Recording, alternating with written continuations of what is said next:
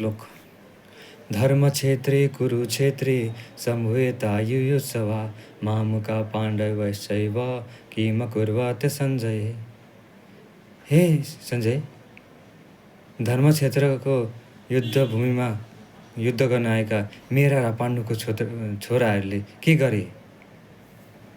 यानि कि महाभारतको युद्धको टाइममा यस्तै 8-9 दिन भएको हुन्छ र धृतराष्ट्रको मनमा चाहिँ डाउट उत्पन्न हुन्छ, किनकि त्यो चाहिँ जहाँ चाहिँ कुरुक्षेत्र हो त्यो चाहिँ धर्मक्षेत्र, त्यहाँ चाहिँ देवताहरूले आएर पूजा गर्ने कर्महरू राम्रो कर्महरू गर्ने गर्छ र त्यो धर्मको क्षेत्र हो।